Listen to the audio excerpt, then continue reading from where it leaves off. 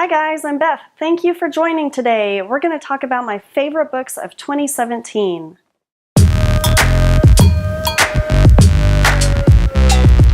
Hi guys, thanks again for joining. 2017 is almost to a close, and so it's time to take stock of the year, including the year's best books. Now, I'm kind of lying a little bit when I say the year's best. What I'm going to look at is going to be just my top 10 favorite books that I read in 2017. These aren't even books that were necessarily published in 2017. They're just books I happened to read, although several of them were new.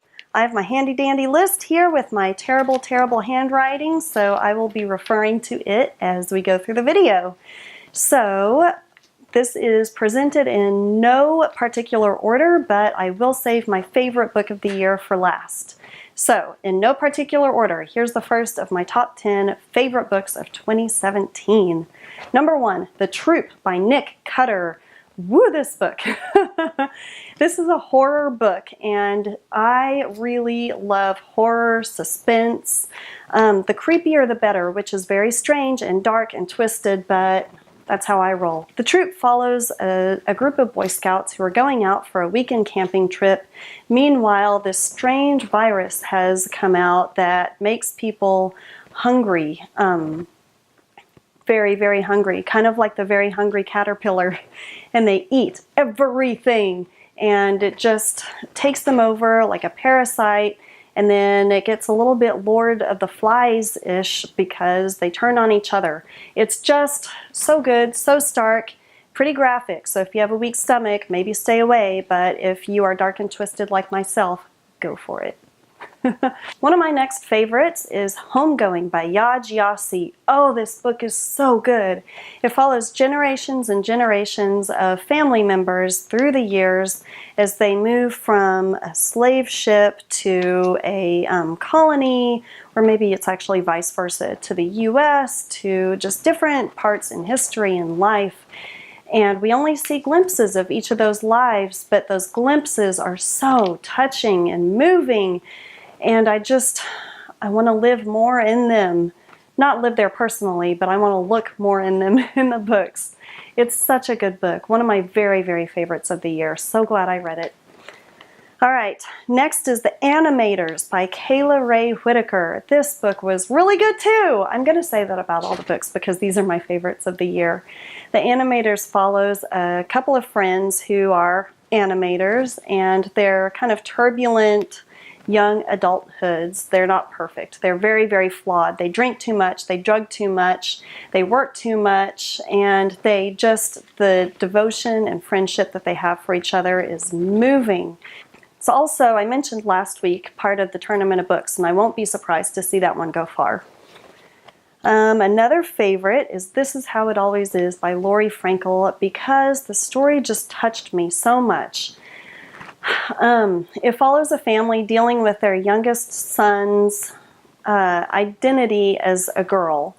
And so they are an open, loving family. The kid has the best of all circumstances, but still it's really difficult. Really difficult. And so it's really good book. One of my favorites of the year. Hunger by Roxane Gay. This is a nonfiction book in which Roxane Gay, famed author, talks about her own struggles with food, with body acceptance, with body shame. She just peels herself open, not literally, and lets us see inside to her very core. And of course, I'm not using that to say that I feel like I know her intimately. I don't. We're strangers, but she exposes such a raw and vulnerable part of herself to us in those pages that I'm so thankful for it, and I'm thankful for her giving us that story of herself. So, another favorite is The Seven Husbands of Evelyn Hugo by Taylor Jenkins Reid. Those three name authors I always have a hard time with. This is a really fascinating book. Think of the biggest starlet of the world, like a Joan Crawford, very polished, very beautiful, very glamorous, but very private. Because of the media, pretty much everything you knew about celebrities at that time was what was made for the media. It was more about look at them and their glamorous pearls and diamonds. And so in this book, we see the secret life of Evelyn Hugo and her true love. Even though she had 7 husbands, she talks about her very unexpected and very moving true love of her life. It's just a fascinating read. Ooh, and it's fiction. It's fiction. Evelyn Hugo, there was no Evelyn Hugo. She's a fictional character. But it's, it had me turning the pages almost like you would on some tabloid, if you were thus inclined. Another favorite is The Hate U Give by Angie Thomas. I've talked about how I'm surprised that this one didn't make more best of lists. It didn't make the Tournament of Books long list. It is young adult. I'm usually not much into that genre. Nothing against that genre or the people who read it. It's just not usually the one I gravitate towards. But I heard so much about this book that I read it, and it broke my freaking heart within the first few pages. Oh man, it's such a good book, and so it was one of my favorites of the year.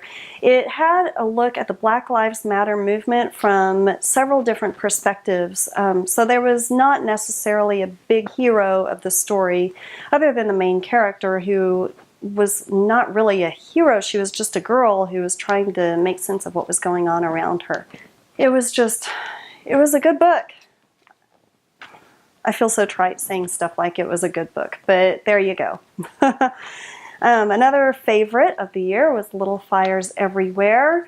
It dealt with a lot of themes, so white privilege, economic privilege, cultural appropriation,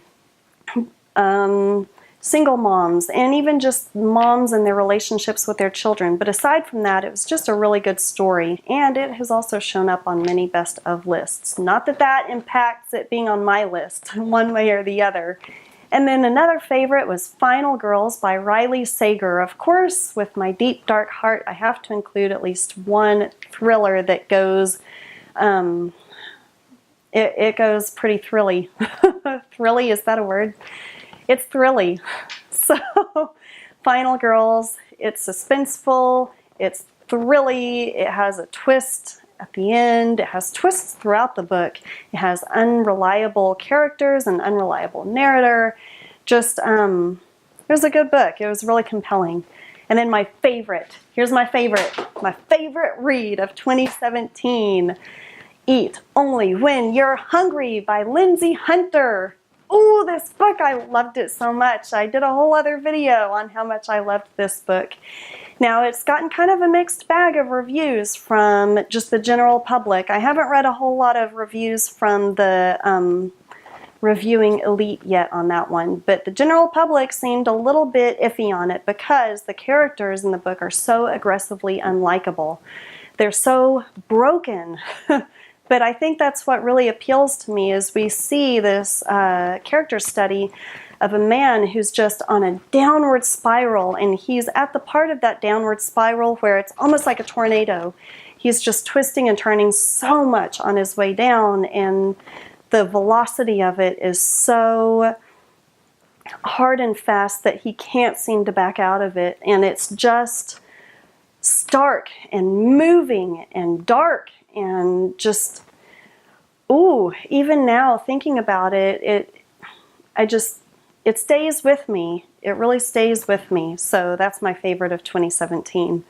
All right, let me know your favorite reads of 2017. I really appreciate all of the recommendations you guys have given me on the comments section of these videos. I've gotten some really good book reading experiences out of it. Thank you so much for watching, and I will check you out next time. I will see you next time. Thanks. Bye.